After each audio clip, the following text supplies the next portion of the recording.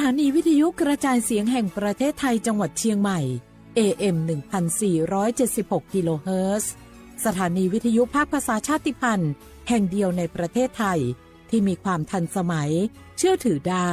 สร้างอัตลักษณ์กลุ่มชาติพันธุ์สู่สากลเจ็บป่วยเล็กน้อยอาทิมีไข้ไอเจ็บคอปวดข้อเจ็บกล้ามเนื้อใช้สิทธิบัตรทอง30 บาทปรึกษาเภสัชกรรับยาตามอาการไม่เสียค่าใช้จ่ายยื่นบัตรประชาชนได้ที่ร้านยาที่มีสติ๊กเกอร์ร้านยาคุณภาพของฉันให้บริการดูแลอาการเจ็บป่วยเล็กน้อย30 บาทรักษาทุกที่ที่ร้านยาคุณภาพของฉันสอบถามเพิ่มเติมสายด่วนสปสช1330 24 ชั่วโมง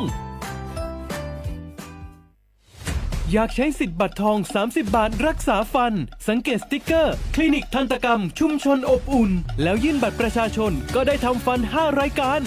อุดฟันถอนฟันขูดหินปูนเคลือบหลุมร่องฟันและเคลือบฟลูออไรด์ไม่มีค่าใช้จ่ายไม่ต้องรอคิวนานแถมใช้สิทธิ์ได้ปีละ3 ครั้ง30 บาทรักษาทุกที่ที่คลินิกทันตกรรมชุมชนอบอุ่น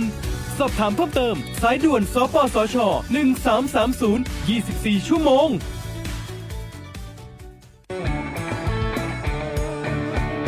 ชอบบรรยากาศมาพี่ชนแม่วันนี้ปาร์ตี้กันให้สุดๆกันไปเลย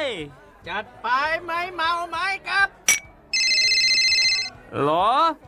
พ่อกลับบ้านได้แล้วเดี๋ยวพรุ่งนี้ก็ต้องไปส่งลูกไปโรงเรียนแต่เช้าอีกจะดื่มอะไรนักหนาเนี่ยนะตื่นไว้อยู่แล้วอะไรกันนักกันหนาขอสนุกกับเพื่อนหน่อยดิเหนื่อยมาทั้งวันแค่นี้นะพี่ไปร้านอื่นต่อไปก็ไปพี่ทำไมรถคันนี้มันขับช้าจังเลยอะแซงไปเลย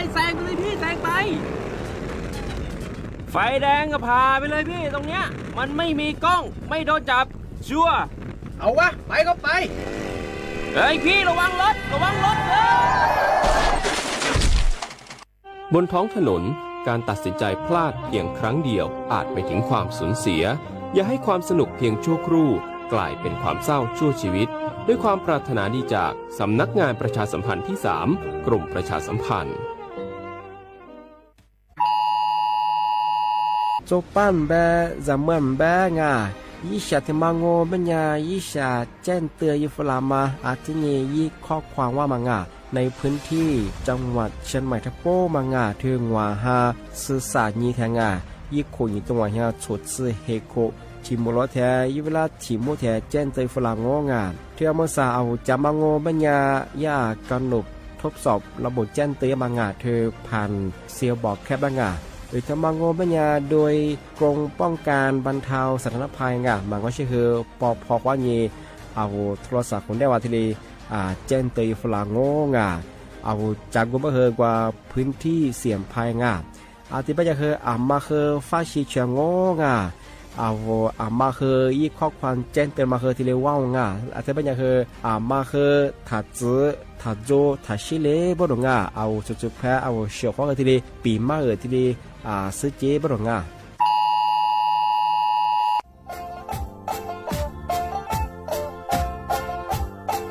จังหวัดเชียงใหม่ขวาเย่เอาเสียขวาเวลาเด็กฝรั่งงมาคือโตถัดโซบดงหรือที่มังโงปัญญาลบปัญหาหมอกควันอาทินี้คือมลพิษทางอากาศเอาตุสุสเลงปัญญาตุขุเชียคอมฟูชิดะยืดดูดจอมังที่บ้าคือมาสุบ้าคือมาคือมาจูนี่แหละบังที่บ้าคือตุมาสุเจมาเขาไม่อยากคือที่ที่เงี้ยขวาเงี้ยงัวซึ่งว่าเนี่ยซึ่งยี่คนยี่ตัวเนี่ยฉุดเหตุกดปีข้อมาสุมาดังโงปัญญาโรงทะเบียนขออนุมัติผ่านระบบไฟดีที่ยินได้ที่นี้สุทัศน์สุบะฮาวุพัฒน์สวนยังฝ่าฝืนเนี่ยจะคือโทษจำคุยยากที่นี่คือผู้บักโคจะมาคือนี่จุงว่าเฮียมันก็คุยจะมันก็คือโคจะคูเบลเบลโงหรือจะมาไม่คือจังหวัดเชียงใหม่ข้อยังทีเลยประกาศยิฟลาปีข้าวุเชียข้าวุมาอาลีตัวหมองปัญญาตัวเบียงพญางพมวเนี่ยคือทุกแจ้งได้ที่สูง53112880บางชื่อคือ191จะมาคือ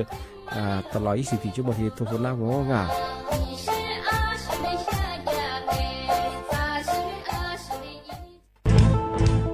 เชียร์ว่าโบงาอามาสนใจลงโฆษณา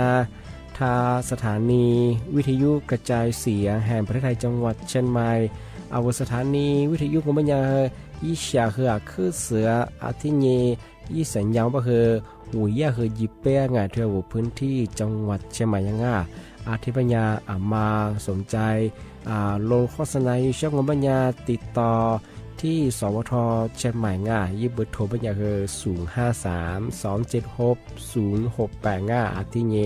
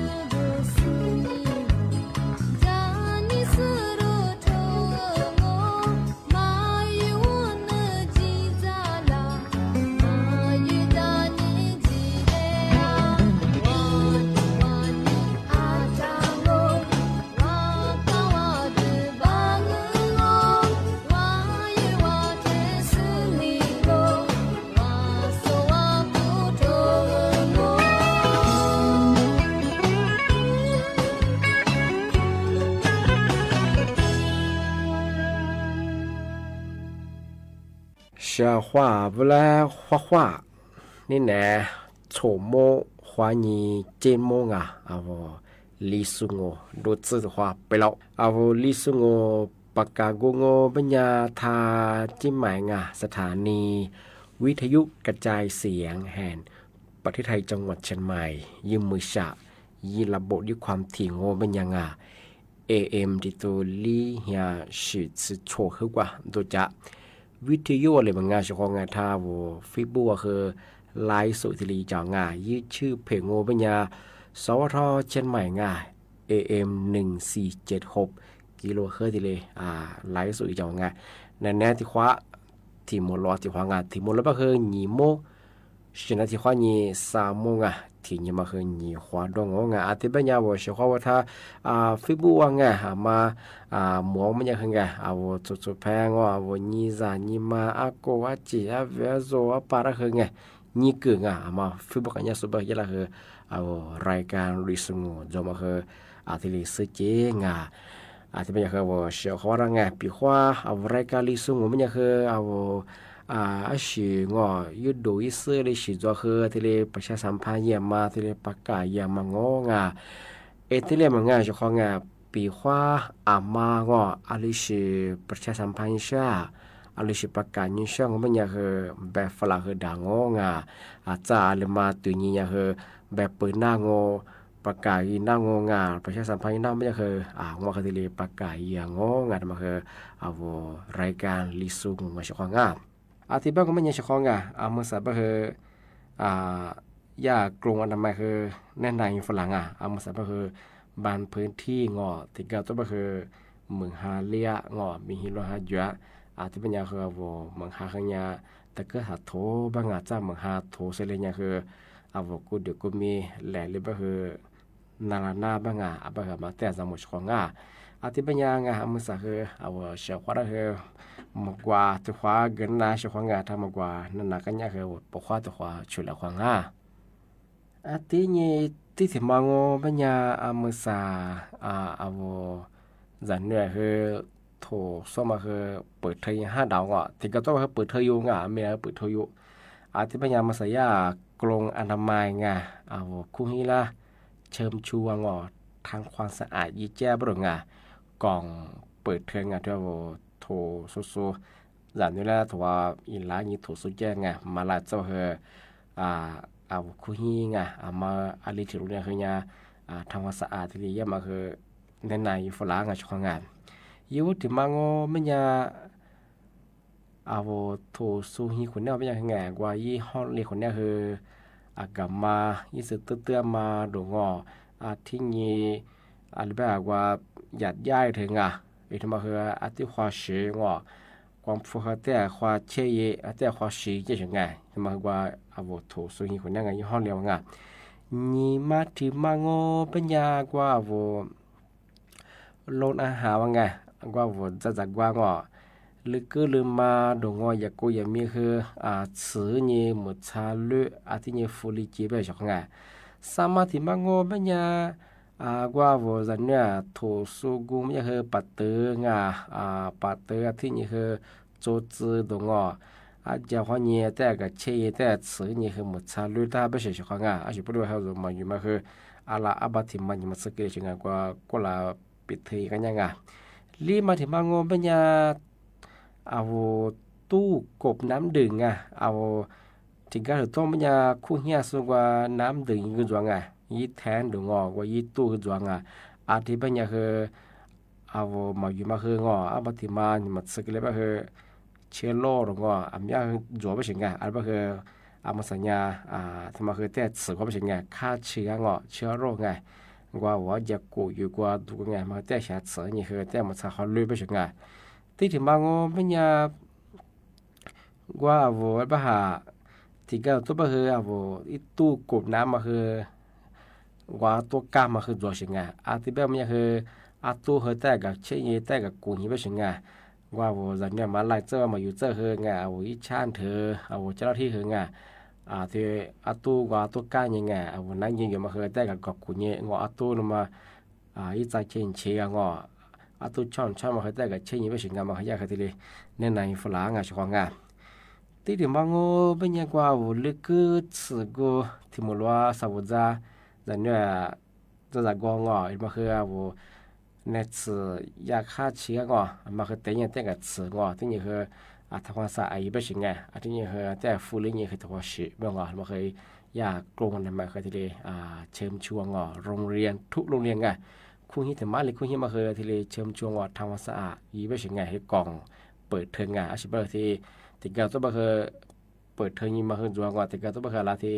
ยินสัญญามาเคยเปิดเทอมย่องไงอาจจะมาเคยสัญญามาถูกมาสุดละจะมาเคยไงโว้เจ้าหน้าที่โรงเรียนเคยมาเคยตะคนแรกที่เลยยินจะแล้วคนยังไงโว้โรงเรียนทำความสะอาดเย่บ้างไงโว้สัญญาถูกสู้กูคุณเนี่ยว่าเคยไงห้องเรียนดงงอห้องน้ำดงงอที่นี่คือห้องสมุดดงงอที่นี่คือว่าห้องโรงอาหารว่ะสัญญาจะกูดงงอที่นี่สัญญากันยากกูไงเอาคุณเห็นมาถ้าพูดมาคือไงมาคือตะคนแรกที่เลยยินจะแล้วคนบ้างไงมายาโครนมาคือที่เลยเชิมช่วงโรงเรียนทุกแห่งไงกล่องเปิดเทอมต้องรับนักเรียนแต่ที่นี่คือทำภาษาเยี่ยมมาคือที่เลยเวลาเฉยของง่าย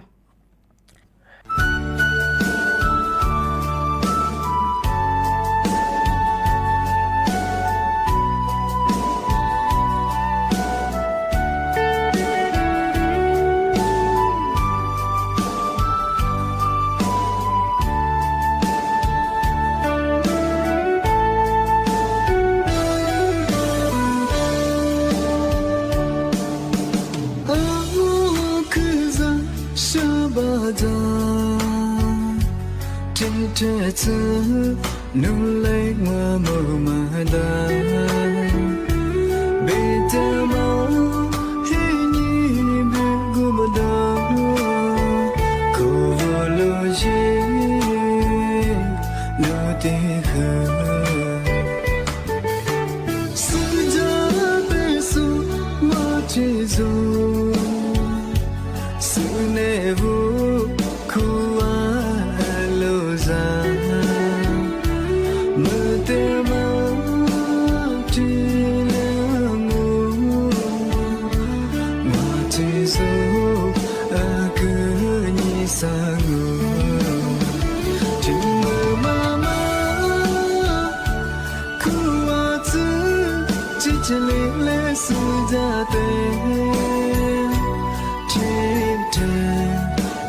กูดงว่ามาโจกู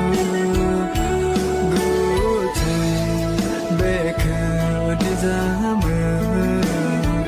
ที่มือปีลาจินกูฮีบีวาโลที่ดีจาที่ยาดีจียาดีสุลูชิลาเว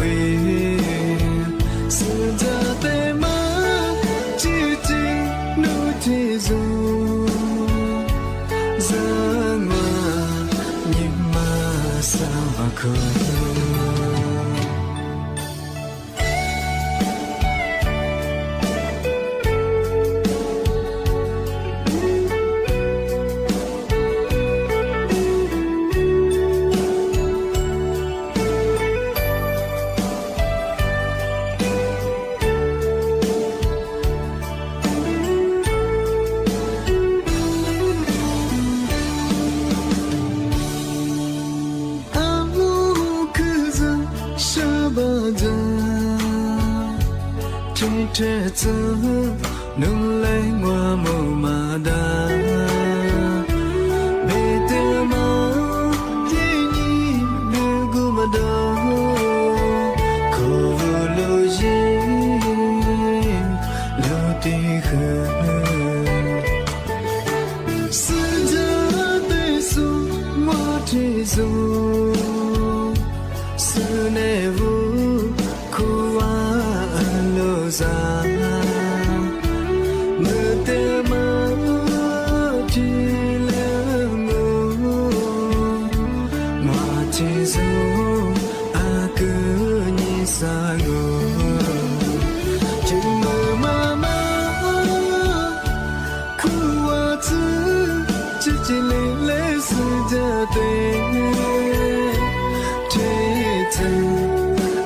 กูดงว่ามาโจ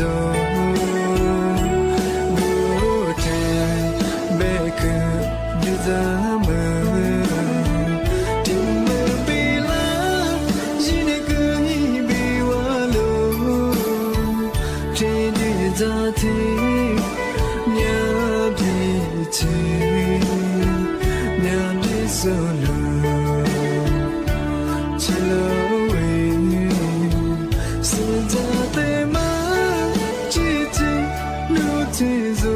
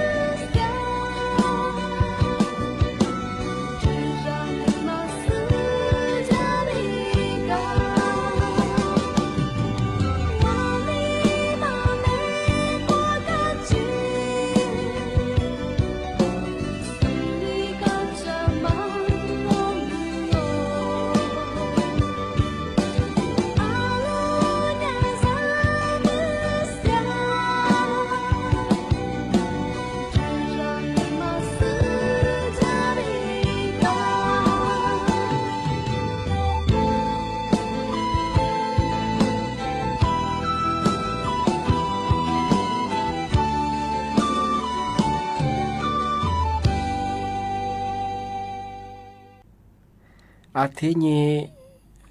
เอาเสือขวาบ่ได้ว่าคือถึงมาปีใหม่งาถึงมาซื้อจีชั่วโมงมันยังคืออามาซากรงจัดหางานเงาะสำนักงานข้อยินดีประกาศแจ้งเตือนฝรั่งอามาสั่งมันยังคือลีฮาเงาะช่วงเทศกาลสงกรานต์ก็ยังไม่คือหลัดโซดิบูมังไงกลุ่มมิชาชีพบ้านงานหลัดโซมาคาโซคือจะโซเงาะ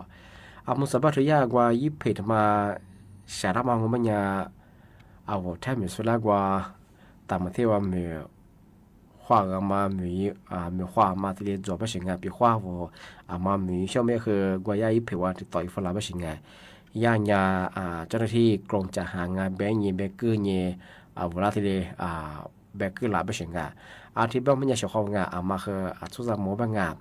มาใส่ยาแบงก์มันไม่คือเอาแทบมีสุดแล้วว่าแรงงานไทยหรือชุนนี่ใช่เป็นงานว่าไต้หวันหรือว่าเกาหลีหรือว่าที่นี่กว่าออสเตรเลียหรือว่ามีการตัวชาวมาคือปีความเป็นสิ่งที่บ้านมันยังแบบฝรั่งมันยังคือเมื่อสายแบบในน่านเถื่อนเวลาโคเตสูเมียที่นี่คือที่ก็ตัวมันยังคือวันนี้บริษัทเบนยังคือเวลาโคเตมาคือโจงที่บ้านยังว่าชาวมาแต่ประเทศว่ามียี่มาสอบผ่านตัวยังไม่ยังว่ามาแก้ไขยางที่มาที่เดียวควายจะไม่ใช่คือปีขว้ามาแก้ไขยาคือยี่ข้อมูลเตี้ยศึกษาเยอะบ้างชาวเมื่อสามปีคือยี่เพจที่มันจะมาคือกว่ากรมจะหางานแบบนี้วันนี้รัฐบาลส่วนแบบนี้มามีแต่ประเทศอยู่ใช่ปะคือมีติดต่อฝรั่งไปใช่ไงย่ามีคือข้าขวาไปใช่ไงบาผิวมันยังคือยิ่งยังไม่คือมือบาดซื้อปีขว้าโน้ยอุทิศยี่ปะคือรัฐชมมือชิมุซื้อที่นี่คืออีตากูเฮียบริษัทข้อนี้ที่เรียกว่าจะเกิดแบบนี้ที่เป็นอย่างเช่นของมาคือจู่ข้อมูลศึกษาอย่างคือที่เรียกที่ก็ที่ว่ามันสงการยังไงต่างประเทศมีเยอะแบบคือที่เรียกเบสูสอบผ่านเดสูมีความจะสุดยอดมาซื้อที่เป็นอย่างคือน่าคือที่เรียกแต่ประกาศแจ้งเตือนช่องเมื่อสัปดาห์คือยี่เพจคือฟิบูยี่ปอไม่ใช่ชื่อว่าช้านี่คือเวลาที่เรียเบเกอร์ยังเรายิ่งกว่าต่างประเทศโคเตียเป็นยี่จะชื่อคือหยางที่แบบปีข้าวพอเดียวก็เป็นยังคือยากคือเวลาผู้บาดมัดจามคืออะไรที่มือแบยี่มือแบคือที่เรียก็เถียงมัดจามนี่คือยี่ตัวเครื่องบินเอกสารเพียวีซ่าคือยาเพียช้าแบบที่เรียเวลาแบบเกี่ยงอันนี้คือมาคือจำโบ้ช่องมือสองมันยังคือกลุ่มวิชาชีพมันคือมีเฟซบุ๊กยี่ปอยี่เพจยี่ปอช้านี่แทบไม่สุดแล้วว่าต่างประเทศโคเตียเป็นยังไงที่เรียกว่าจะส่งคำยางมาที่เรียกกระจิบมาเชื่อช่องที่บางอย่างปีขวัญนู้นตะกี้มาฟ้าเชียงมันยังมือสามสุดว่าแต่ละจังหวัดกรงจะหางานจวงบอกว่าจริงๆคือติดต่อสอบถามเนี่ยข้อมาดังวิข้อมูลที่สุดเสื่องเท่าเฟซบุ๊กข้อนี้อีไลน์ข้อนี้ติดต่อสอบถามมันไม่คือส่วนใหญ่คือมีความเสี่ยงโดยเฉพาะแบบน่าจะกลุ่มมิเชชิรพัจิจุลงมันยังจะยากคือว่าเจ้าหน้าที่ไปชี้ยิงบอกว่าถือว่ามันเจ้าคือมาซื้อมันยังคือพวกเบอร์มันยังจะสุดท้ายไปยึดจะคือติดต่ออยู่เมืองที่แบบคือมือสายเนี่ยคืองานที่ยากกลุ่มชาชิมาคือที่ชื่อความดัสุขจัวบ้างไปยาสำนักงานกรงจะหางานที่เรียประกาศที่เรียแจ้งเตือนที่เรียอยู่ฝรั่งที่บ้านของมันยังนี่เนี่ยคือเชี่ยวเขาดังปีมาคือที่เรียจงที่บ้านคือเชี่ยวเขามาแล้วก็เยอะวิข้อมูลหัวจู่ศึกษาเยอะที่ก็เหมือนได้แจ้งว่ามันยังจุดแพ้ได้คือการนั้นยิงที่บ้านคือถือว่ามาซึ่งไม่คือกว่าสำนักงานกรงจะหางานแต่ละจังหวัดคือจัวกว่ายิ่งคือสอบไทยช่องที่เป็นยังไงอาจจะที่มุลว่าหนีโม่ขวาหนีสามโม่คือถือว่าเมื่อไหร่กว่านี่แนวรายการดิสโงโดกูเบอร์ท่าจิ้มหมายสถานีวิทยุกระจายเสียงแห่งประเทศจังหวัดเชียงใหม่ยืมมือฉายืนระบบยุความถี่ของมันคือAM ดิตูลี่ฮะชีดสุดโฉขึ้นกว่าตัวจะที่ทางบอกฟิบัวไลฟ์อย่างไงยิบเผยไปคือสวทเชียงใหม่ AM 1476งงาที่เป็นยาวเฉพาะทาวิทยุข้อนี้นายจะสู้ไลฟ์สดข้อนี้ตื่นจะสู้ได้คือคือบมงาว่าเสียความบ่ได้คือ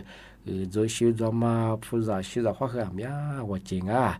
ที่นี่คือเมื่อสาบคืองอที่ก็ตัวคือมีหิวละหาจะมาคือจวงอยากกรุงอุตุงนี่ก็ไม่ชิวง่ายตัวยามีกูนี่โซแต่นี่ก็คือบางพื้นที่มันยังคือความเสือคือเชียงมีหิวละหาคือจ้าบางอาจจะเป็นยาวเสียความว่างมาคือมาก็เดียวมากกว่าชื่อจามงวโลชิสุสิลงปีขวาวโลชิยาบคือมีหิวละหาคือพยองมันยังที่นี่จามงจะก็จะแบบสุกว่ายิบไปเหนือมาดูจะบิวเชบกับวอลบิติลมาคือโจงบคือโลชิสุบคือเหลือก็คือมันจะใช้ก็ช่วยจุกตัวยังปีขวามีหิวมาพยองมันยังโลชิมาคือแต่ก็ยังถ้าชิมิงตาเนี่ยชื่อของที่นี่คือจู่จามเนี่ยเยงที่เป็นอย่างสมมุติว่านี่โมควานี่สามโมวะที่ขวาโมแล้วความที่เป็นคือที่เนี่ยว่าเสียขวาปีมากมาคือที่นี่เลือดจงที่เป็นคือมาสักโมกว่าที่ขวาที่ดีผู้ที่ว่าเสียขวาคือบุญข้อขวาสวัสดีครับ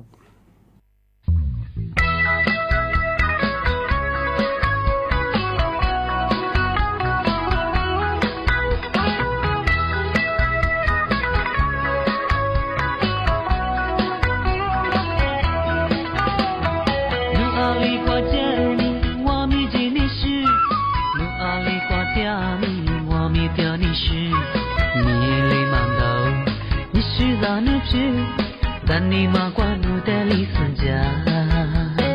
路地路的里就在孙家路，路地路的里就在你关路，一木忙头，我就在沙路，让你马关路的里孙家。是在这浪你是么的累，也是苦难光的就在个冷漠，这个起路的我就在你妈妈。是么了？你花起掉了。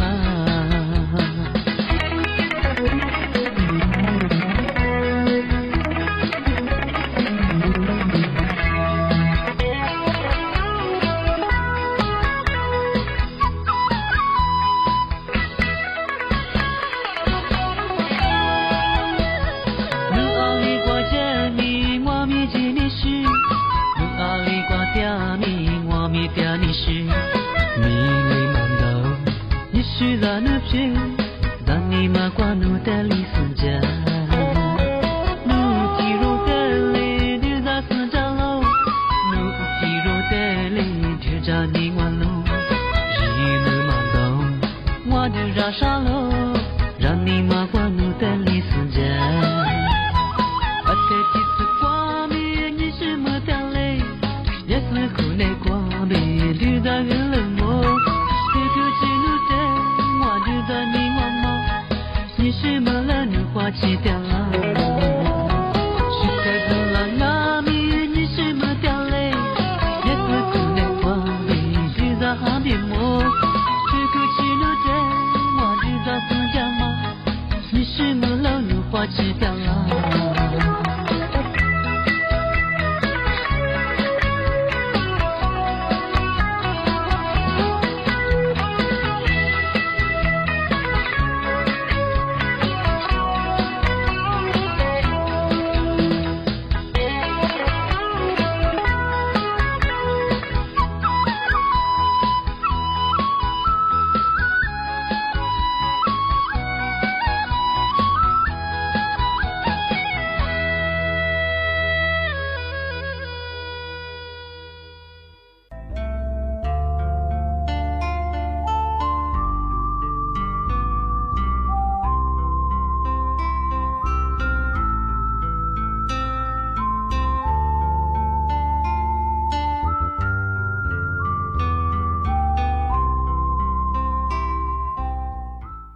就我那婆的可群下，我那木来你哥么当，我那你暖我。你的哥哥，我拉你的是做。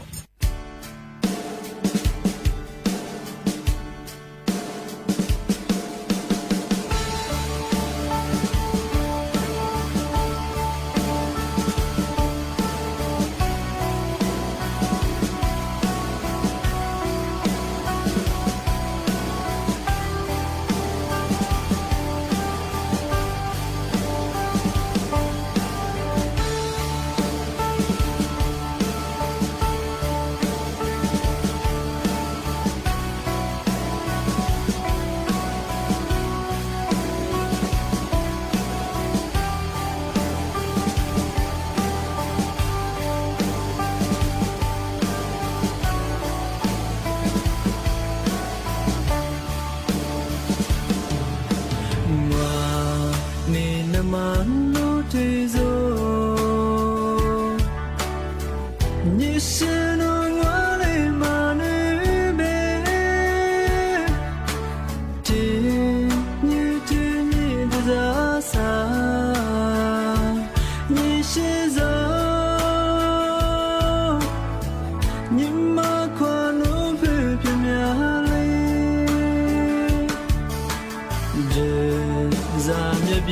起瓦流。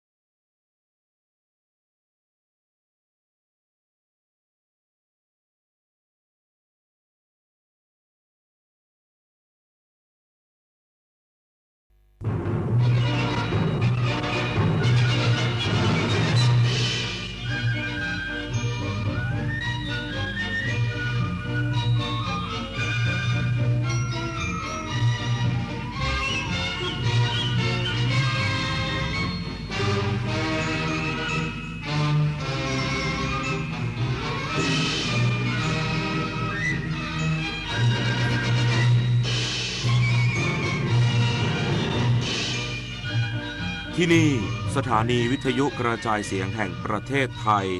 ต่อไปเสนอข่าวซึ่งมีหัวข้อข่าวดังนี้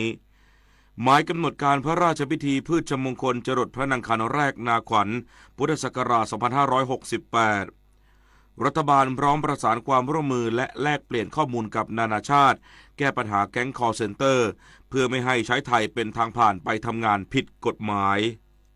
คณะพระคาร์ดินัลมีมติเลือกพระคาร์ดินัลโรเบิร์ต พรีโวสจากสหรัฐอเมริกาเป็นสมเด็จพระสันตะปาปาพระองค์ใหม่โดยมีพระนามว่าสมเด็จพระสันตะปาปาลีโอที่ 14การแข่งขันฟุตบอลยูโรปาลีกแมนเชสเตอร์ยูไนเต็ดชนะแอตแลนติกบิลเบาจากสเปน4-1เข้าไปชิงกับท็อตแนมฮอตสเปอร์ต่อไปเป็นรายละเอียดของข่าวหมายกำหนดการพระราชพิธีพืชมงคลจรดพระนางคันแรกนาขวัญพุทธศักราช 2568 เลขาธิการพระราชวัง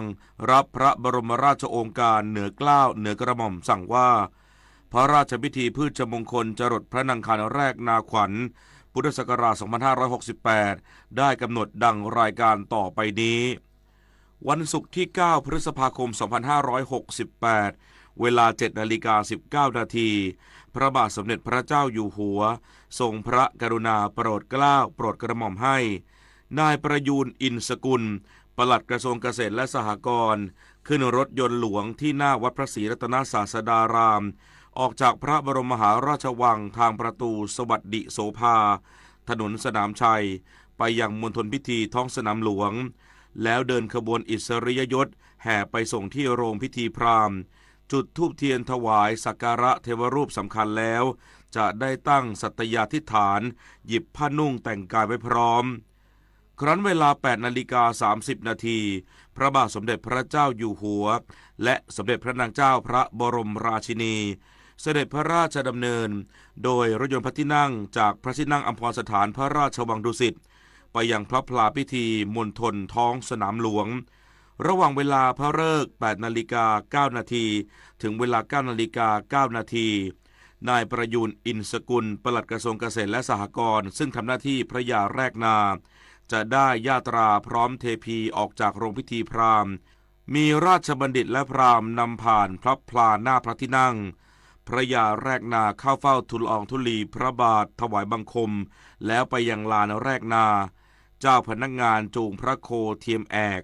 พระยาแรกนาเจิมพระโคและไถแล้วจึงไถดะไปโดยรี3 รอบโดยขวาง3 รอบว่านธัญพืชโหนหลวงลั่นคล้องชัยแล้วไถกลบอีก3 รอบเจ้าพนักงานปลดพระโคออกจากแอกพระยาแรกนาและเทพีกลับไปยังโรงพิธีพราหมณ์เสี่ยงของกิน7 สิ่งตั้งเลี้ยงพระโคโหนหลวงจะได้ถวายคำพยากรณ์เสร็จแล้วจะได้แห่พระยาแรกนาเป็นขบวนอิสริยยศจากโรงพิธีพราหมณ์พระยาแรกนาเข้าเฝ้าทูลละอองธุลีพระบาทถวายบังคมแล้วเข้าขบวนไปขึ้นรถยนต์หลวงไปยังแปลงนาสาธิตสวนจิตรลดาพระบาทสมเด็จพระเจ้าอยู่หัวและสมเด็จพระนางเจ้าพระบรมราชินีเสด็จพระราชดำเนินกลับวันนี้แต่งกายเครื่องแบบปกติขาวสำนักพระราชวังวันที่ 29 เมษายน พุทธศักราช 2568 เนื่องในโอกาสวันพฤชมงคลซึ่งในวันนี้จะมีพระราชพิธีจรดพระนางคันแรกนาขวัญสถานีวิทยุกระจายเสียงแห่งประเทศไทยขอเสนอสารคดีชุดใต้ร่มพระบารมีจากกรีวงศ์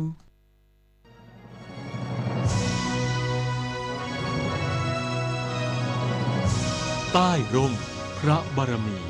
จักรีวงศ์พืชมงคลเป็นพระราชพิธีที่มีมาแต่โบราณตั้งแต่ครั้งกรุงสุโขทัยและสืบเนื่องมาจนถึงปัจจุบันซึ่งพระบาทสมเด็จพระบรมชนกาธิเบศรมหาภูมิพลอดุลยเดชมหาราชบรมนาถบพิตรได้ทรงพระกรุณาโปรดเกล้าโปรดกระหม่อมให้มีการฟื้นฟูและปรับปรุงพิธีการบางอย่างให้เหมาะสมกับยุคสมัยโดยกำหนดประกอบพระราชพิธีเป็น2 วันคือวันแรกเป็นพิธีสงฆ์เรียกว่าพระราชพิธีพืชมงคลซึ่งพระบาทสมเด็จพระเจ้าอยู่หัว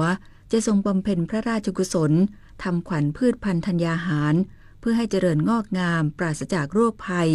และทรงอธิษฐานเพื่อความอุดมสมบูรณ์ของพืชพันธุ์ธัญญาหารแห่งราชอาณาจักรไทยโ โดยประกอบพิธีณพระอุโบสถวัดพระศรีรัตนศาสดารามส่วนวันถัดมาเป็นพิธีพราหมณ์เรียกว่าพระราชพิธีจรดพระนางคันแรกนาขวัญหรือพิธีแรกนาเป็นการเริ่มต้นไถนาและหว่านเมล็ดพันธุ์พระบาทสมเด็จพระเจ้าอยู่หัวทรงพระกรุณาโปรดเกล้าโปรดกระหม่อมให้ข้าราชการชั้นผู้ใหญ่เป็นผู้ประกอบพระราชพิธีแทนพระองค์ณมณฑลพิธีท้องสนามหลวงเพื่อเป็นสิริมงคลแก่เกษตรกรรวมทั้งเป็นสัญญาณว่าฤดูแห่งการทำนาและเพาะปลูกได้เริ่มต้นขึ้นแล้วสำหรับวันพืชมงคลในปีนี้กระทรวงเกษตรและสหกรณ์ได้รับพระราชทานพระบรมราชานุญาตให้นำเมล็ดพันธุ์ข้าวที่ทรงปลูกในพระราชพิธีพืชมงคลจรดพระนางคันแรกนาขวัญเมื่อปี 2567 จำนวน 2,590 กิโลกรัมเพื่อใช้ในพระราชพิธีพืชมงคลจรดพระนางคันแรกนาขวัญในปีนี้และบรรจุซองแจกจ่ายให้ประชาชนนำไปเป็นเมล็ดพันธุ์สำหรับเพาะปลูกเพื่อความเป็นสิริมงคลและเป็นขวัญกำลังใจแก่เกษตรกรทั่วประเทศนอกจากนี้คณะรัฐมนตรียังได้กำหนดให้วันพืชมงคลของทุกปีเป็นวันเกษตรกรประจำปีอีกด้วยเป็นสินสมเนียมรายงาน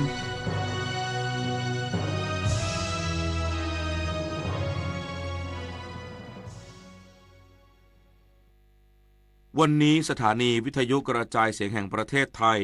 ความถี่ 92.5 เมกะเฮิรตซ์ในระบบ FM และความถี่ 819-891 กิโลเฮิรตซ์ในระบบ AM จะเป็นแม่ข่ายให้สถานีวิทยุกระจายเสียงแห่งประเทศไทยในส่วนภูมิภาคของกรมประชาสัมพันธ์และขอความร่วมมือสถานีวิทยุกระจายเสียงทุกสังกัดทั่วประเทศร่วมถ่ายทอดเสียงพระราชพิธีพืชมงคลจรดพระนางคันแรกนาขวัญประจำปี 2568 ณ มณฑลพิธีท้องสนามหลวงกรุงเทพมหานครตั้งแต่เวลา 8 นาฬิกาเป็นต้นไปจนเสร็จสิ้นพระราชพิธีสารคดีเฉลิมพระเกียรติพระศรีมหาโพธิทศมราชบพิตรเนื่องในวันวิสาขบูชาต้นพระศรีมหาโพธิ์ต้นไม้ศักดิ์สิทธิ์ที่พระพุทธศาสดาสัมมาสัมพุทธเจ้าทรงตรัสรู้ใต้ร่มเงาต้นพระศรีมหาโพธิ์สัญลักษณ์แห่งการตรัสรู้ธรรมอันสูงสุดทุกปีในวันเพ็ญขึ้น15 ค่ำเดือน 6พุทธศาสนิกชนทั่วโลกต่างร่วมกันบูชาและน้อมรำลึกถึงเหตุการณ์สำคัญยิ่ง3 ประการนั่นคือวันวิสาขบูชาในวันอันเป็นมงคลนี้พระบาทสมเด็จพระเจ้าอยู่หัวได้ทรงพระกรุณาโปรดเกล้าโปรดกระหม่อมพระราชทานต้นพระศรีมหาโพธิ์ที่จะทรงปลูกในวันวิสาขบูชาณพระที่นั่งอภรสถานพระราชวังดุสิต